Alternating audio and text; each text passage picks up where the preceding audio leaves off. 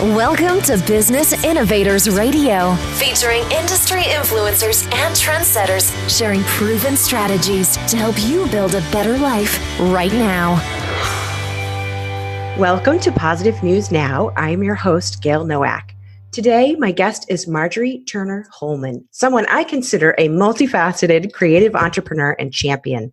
She is the author of 3 companion books, Easy Walks in Massachusetts, More Easy Walks, and Easy Walks and Paddles in the 10-Mile Rivershed. Together, these trail books lead folks to nearly at least 120 trails in 37 contiguous towns in South Central Massachusetts. Marjorie is partnering for a second year with the Massachusetts Walking Tour, which is using routes from her books to chart their route as they walk from town to town as part of their events and celebrations, which I think is so amazing and cool. Marjorie has appeared on Milford TV multiple times as their source on Easy Walks, as well as delivered numerous workshops on that topic, as well as on topics of oral and personal histories and self-publishing. She is presented to numerous organizations, including the American French Genealogical Society and the Massachusetts Environmental Education Society. Marjorie is also a fellow journalist, having written for the Bellingham Bulletin, local town pages, and the Hopkinton Independent. She has also hosted and produced an oral history interview series featuring 13 local veterans through her local cable television station. And the recordings from this series are now housed at the Library of Congress, which I find just absolutely impressive. And if all of that is not fabulous enough for you, she's currently writing the town of Bellingham's 300th anniversary history. Wow, Marjorie, you are one productive woman. Welcome. Thank you so much. It's just delightful. It's a little humbling listening to all of that. Yep, mostly I muddle along, but thank you. It's wonderful to be here. It is wonderful to have you. So why don't we just dive right in, and can you share with the listeners how you're helping families with mobility issues? I guess the first thing I would point to is my very, very local. So I help people who are in South and Southeast and South Central Massachusetts with mobility issues, because my books, my Easy Walks books, they point people to really manageable outdoor spaces that can be safely navigated with mobility challenges. I also am an active volunteer with the Blackstone Heritage Corridor, and they do a lot of outdoor programs, and I write for them as well. I've worked with them. They've done some programs with accessible biking events that have accessible bikes of tandems and hand cranks and other such. I went and did specific training with them, and they host events that allow people who otherwise could not ride a bike at all get out on bikes with assistance. And then I also write about that. So I help in person with that, and then I've also been writing about those events as well, helping them publicize what they're doing.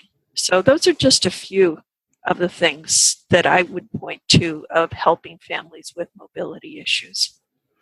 Excellent. And I love that, in Massachusetts, I remember when I was working for an engineering company, and really throughout New England during that time, this was probably about 15 to 17 years ago, there was this big push for bike paths and walking paths. And I think a lot of these things sort of existed, but maybe weren't being used to the capacity that they're able to be used today. And I just love that there was some forethought back in those planning stages to make sure that these are trails and these are systems that are accessible to everyone. And they're getting developed a lot more now. There's a lot more funding dedicated. No, it isn't that people didn't know about them. They really weren't connected in any way. And there's a whole big push now of making them connectable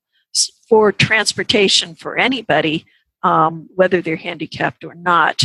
But if they're bike accessible, they need to be they're handicapped accessible just by their nature, with curb cuts and pavement or crushed stone surfaces that are manageable for both people with bikes as well as people with walkers, as well as people who have wheelchairs. So, Right. There's a big investment, all nationwide, actually going on.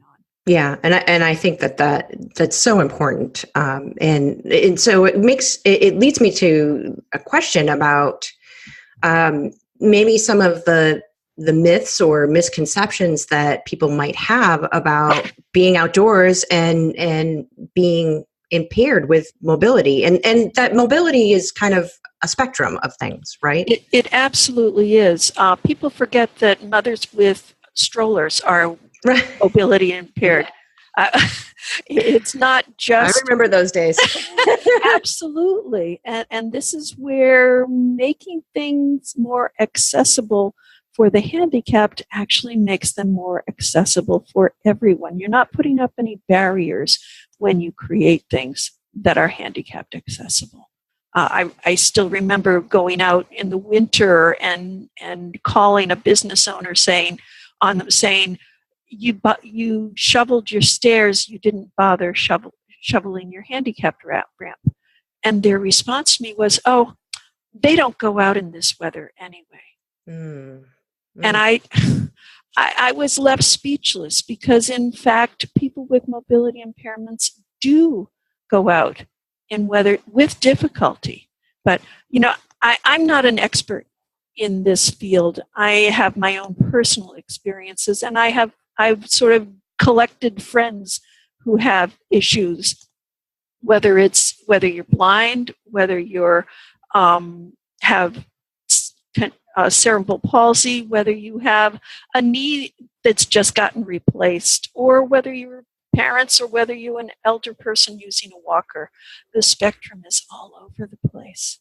And we forget that it doesn't take much at all to become mobility impaired. And it's also not necessarily a permanent condition, but while you're in that state, you can be incredibly limited and find barriers. People lean against railings that I need all the time. and I have to say, could you please move? Because I actually need that railing to get up those stairs.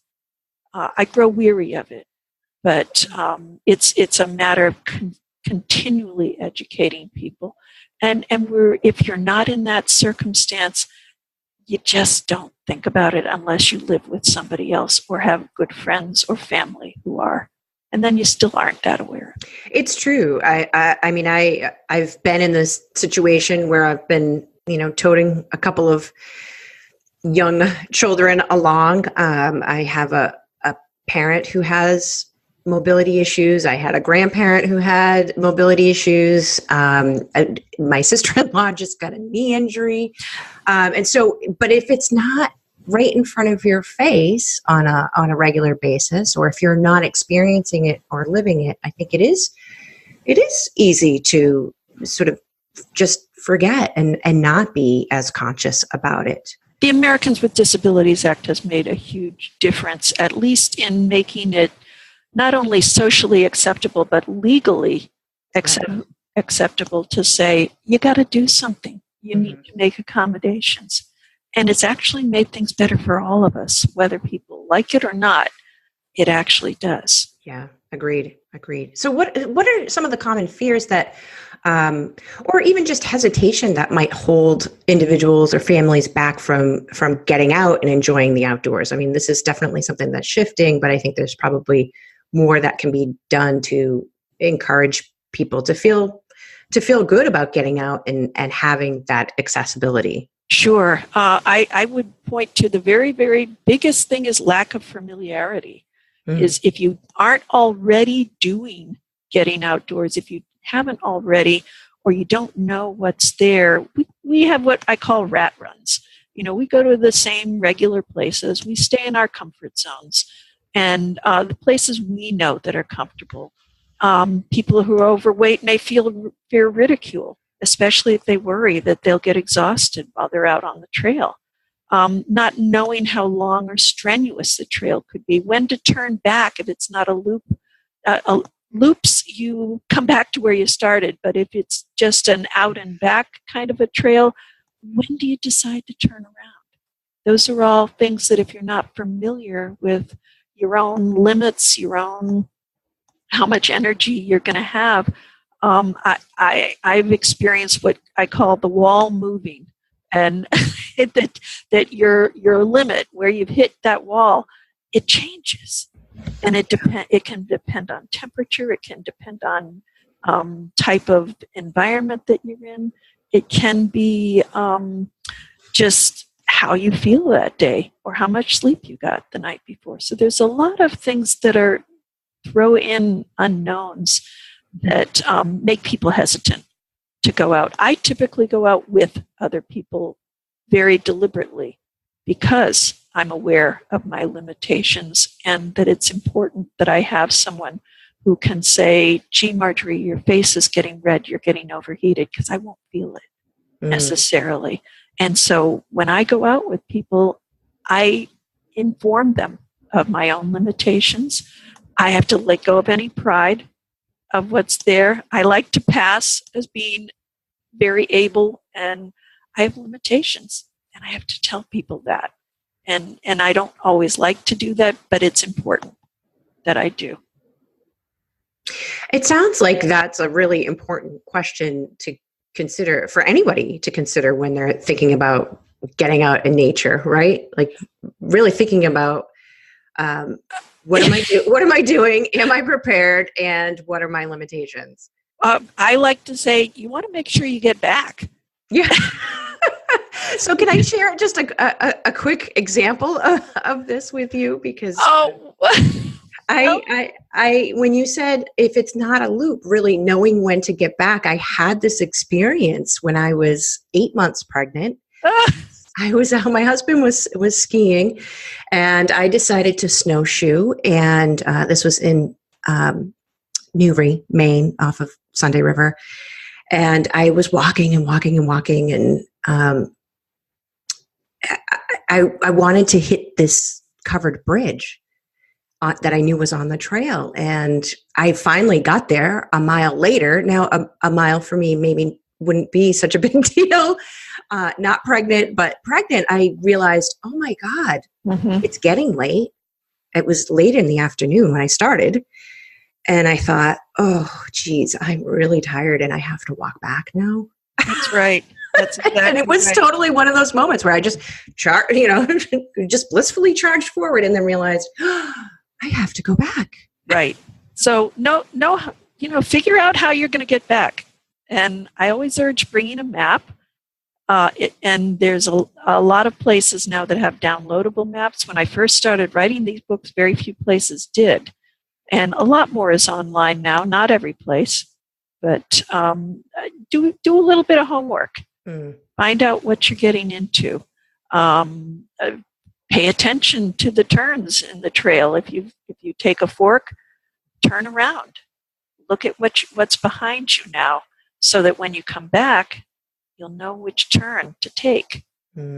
I'm not always good about that myself. So it's good to go with someone else, and between you should muddle to get back, but you want to be able to get back. And the other thing is pay attention to the time of day. And right. Like you said about it was getting dark, December days are very short. And I actually set out about 1 PM on the shortest day of the year, and then we got lost and we wandered. And I was really pretty close to, we clambered over I don't know how many stone walls, and I was pretty close to trying to figure out where would I tell the police that we were to come and get us. It was really alarming, and we finally found our way back onto a trail. But it was not a good feeling, and I have been a lot more mindful of that ever since. It's not something you want to make yourself have to get rescued. Right. Great advice. Very good. Sadly, very close to what I need.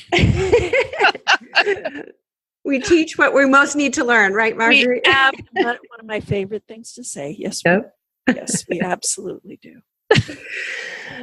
So in your opinion, Marjorie, what do you consider the most to be the positive impact of your work? What are some of the positive outcomes that people achieve after they've used your trail guides or attended your workshops?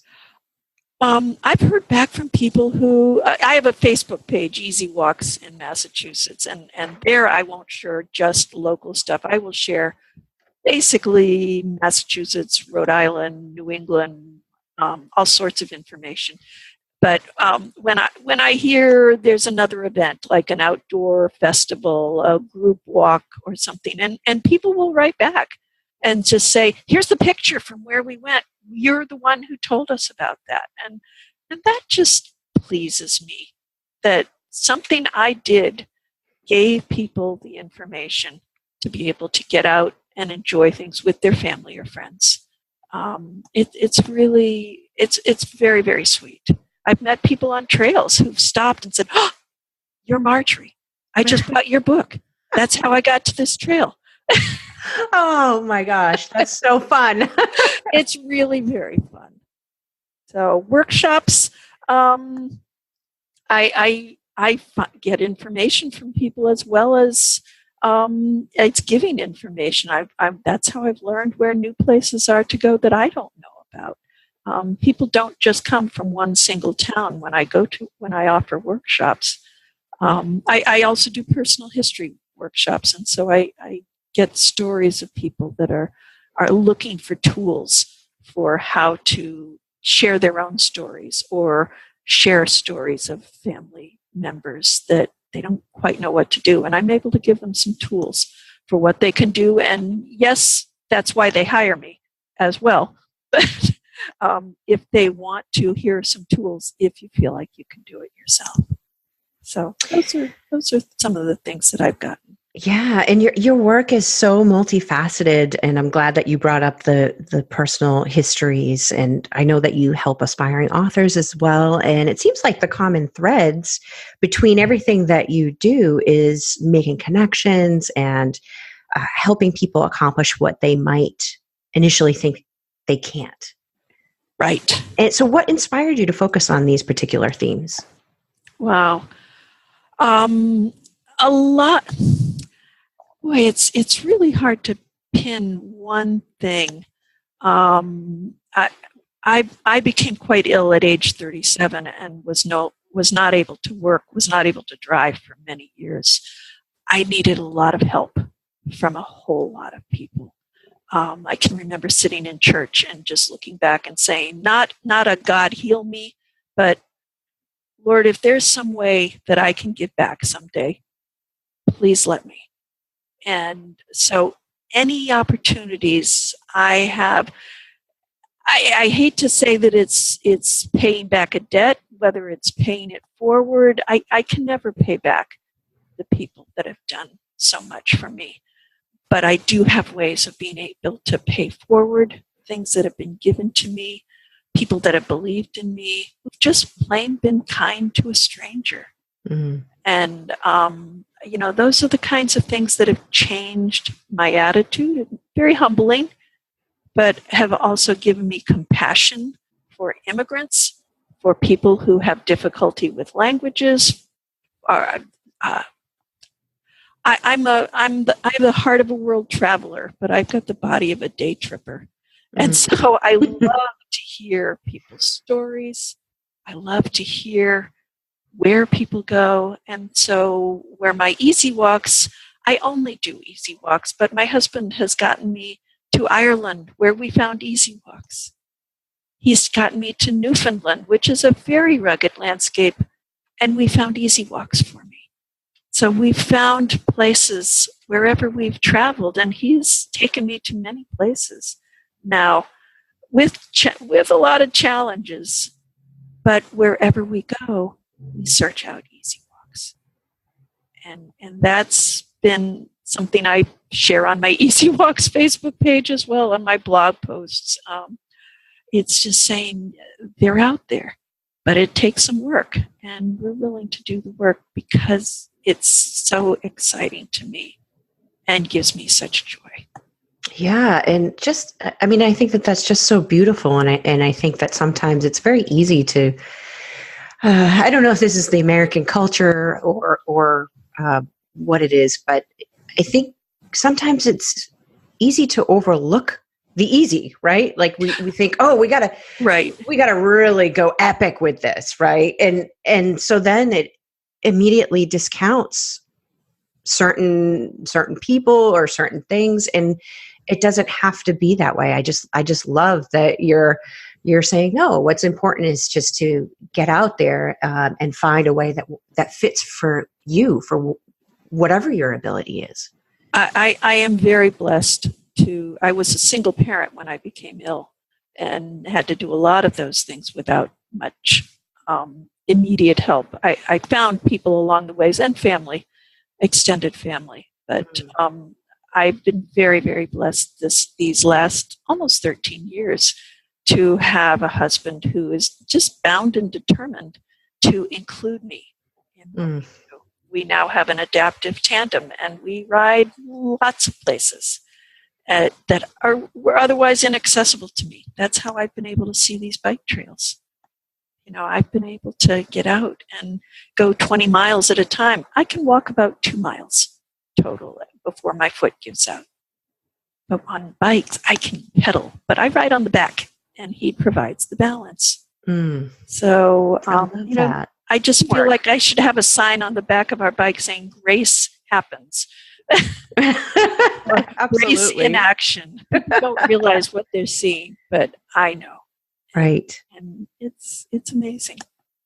It is amazing. It is amazing, and it's inspiring. And I'd love to know if there's a specific lesson that you sort of gleaned in those early days. I mean, you talked about being willing to ask for help, and talked about sort of being willing to just put yourself out there to begin with, and being prepared for that. But is there anything else that you still sort of apply today that you learned early on? I'm not sure if this answers your question, but I think about the limitations that I had of not being able to drive for 7 years in suburban Bellingham, no taxi, no buses at the time. I was very, very isolated, and I had wonderful neighbors who included me in things that all of our children were doing. We would have a party to celebrate the anniversary of when she got her sandbox built for her kids. I mean, just silly things. But I would come home, and I had a computer, and email was very new at the time. And so I would just write a story about the silliness that was happening in my neighborhood. And because at that time people welcomed email, we got so few at the time back in those days, that people would write me back. And it helped lessen the isolation. And those people who were willing to hear my stories, who would say, gosh, I wish I lived in your neighborhood. And then those were my first writing samples when I first approached the editor of the Bellingham Bulletin, who I still write for 20 plus years later, and said, well, I've started writing these. Would you give me a chance? And I had to get rides to local events to cover things, but she let me have a start. I had always avoided writing like the plague. I had that grammar Nazi on my shoulder saying, you're going to screw up. And when writing was the only thing I had left, I couldn't do the other work that I had been doing.